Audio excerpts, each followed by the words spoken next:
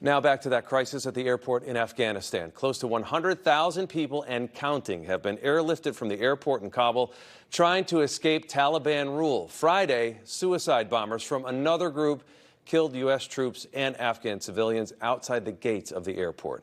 Joining me now to discuss the operation and how Connecticut is involved in relief is Congressman Joe Courtney. Congressman, welcome back to Face the Facts. Good morning, Mike, and thank you for the invitation. The president said ISIS-K is to blame for this bombing. Since then, what have you learned? And this terrorist group is also a sworn enemy of the Taliban, correct? That's right. On Tuesday, we had a classified briefing with state defense, Homeland Security, and CIA. And at that point, I mean, they definitely briefed members about the fact that ISIS-K, which has been around for a while, again, they're sort of an offshoot of the ISIS that was in Syria and Iraq, have, again, been making lots of noise that showed that an imminent threat was definitely out there. And sadly and unfortunately, on Thursday, there was the suicide bomber that killed over 100,000 people and 13 U.S. service members who, in my opinion, were doing the ultimate mission of mercy and humanitarian assistance to get people to a safe place who otherwise were living under a severe threat of violence. Moving forward, this could possibly, and we'd love to hear your opinion here, set up a really interesting situation. We have been at odds with the Taliban for a long time, and now there's a common enemy in this ISIS-K. Will we end up working side by side with them, do you think, on this? Well, there's definitely been lines of communication with the Taliban over the last 3 weeks or so. The Department of Defense calls it a deconfliction arrangement, which is trying to, again, avoid clashes between U.S. military, again, who are there solely to help U.S. citizens and Afghan allies and other Afghan vulnerable individuals to get out of the country, and again, have gotten now 105,000 people out since August 14th, which again, I think people should, aside from just the gut-wrenching sorrow that we all feel, recognize that this is an amazing accomplishment because every single one of those individuals lived under the threat of violence. Now that ISIS-K has emerged, as you point out, this is not an ally of the Taliban. And General McKenzie, who was a Marine Corps general for Central Command, has indicated that they, again, are trying to get some kind of an arrangement to finish what they can before August 31st.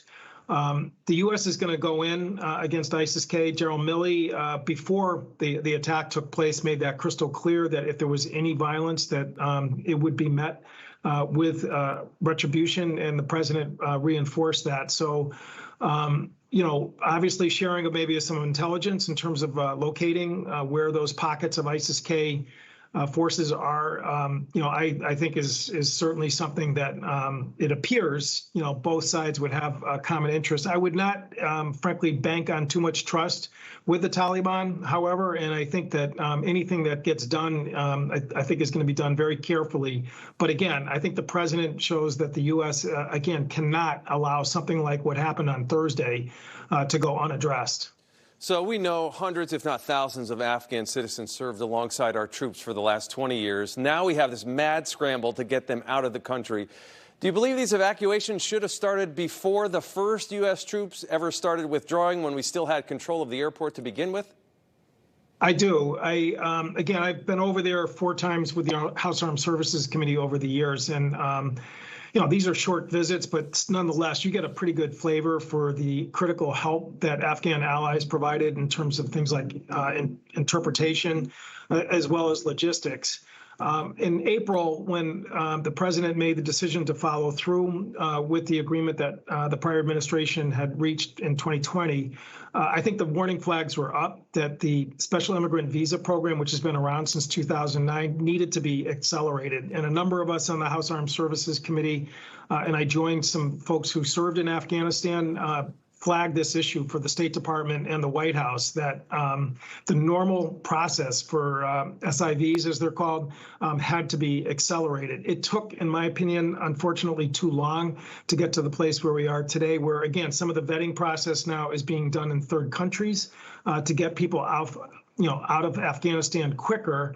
If we had started that process back in the spring, and frankly, even earlier, because I think the handwriting was on the wall, that the threat from the Taliban, particularly to these individuals who had a target on their back for assisting U.S. and NATO forces, we should have been moving that process along. But it is what it is at this point.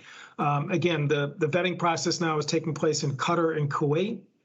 They're not just coming straight to the U.S. because there really does need to be background checks and health checks, et cetera.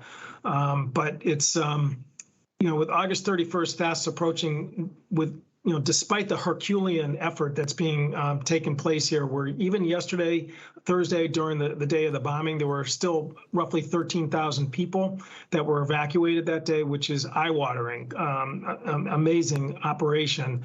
But there's some folks who are covered by SIV and some of the other vulnerable individuals that are going to need help. And the State Department, as well as DOD, is trying to come up again with some arrangements to make sure that those folks have free access to transit.